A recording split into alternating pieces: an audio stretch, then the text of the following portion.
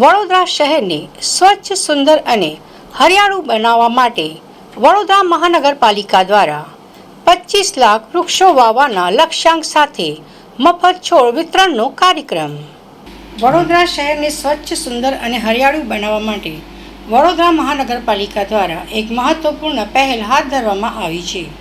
શહેરના flyover bridge નીચે થતી ગંદકી દૂર કરી ત્યાં નાગરિકો માટે સ્પોર્ટ્સ ફેસિલિટી, પાર્કિંગ અને પબ્લિક ઇન્ટરેક્ટિવ સ્પેસ વિકસાવવામાં આવી રહી છે.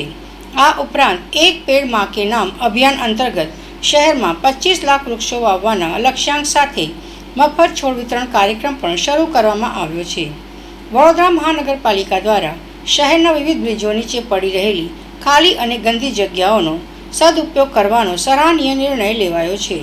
પાલિકા દ્વારા બ્રિજ નીચે પબ્લિક ઇન્ટરેક્ટિવ સ્પેસ, પાર્કિંગ તેમજ સ્પોર્ટ્સ ફેસિલિટી ઊભી કરવામાં આવી રહી છે, જેથી નાગરિકો તેનો ઉપયોગ કરી શકે, આવનારા દિવસોમાં લોકો બેસી શકે અને સંવાદ કરી શકે તે માટે બ્રિજો નીચે કેફેટેરિયા બનાવવાનું પણ આયોજન છે.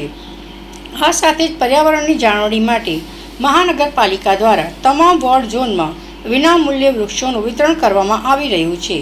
વડોદરામાં 25 લાખ વૃક્ષોનું વાવેતર ન થાય ત્યાં સુધી આ મફત છોડ વિતરણ યોજના સતત ચાલુ રાખવાનો પાલિકાએ દ્રઢ નિર્ધાર કર્યો છે.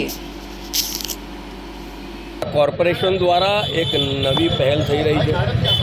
બ્રિજના નીચેની જે જગ્યાઓ ત્યાં સરસ મજાનું સિટિંગ થાય, પ્લાન્ટેશન થાય અને નાગરિકોને એક નવું વાતાવરણ, સારું વાતાવરણ મળે તે માટેના જ્યારે પ્રયત્નો છે ત્યારે વડોદરા કોર્પોરેશનમાં હવે બગીચાઓની સંખ્યા 141 થઈ છે.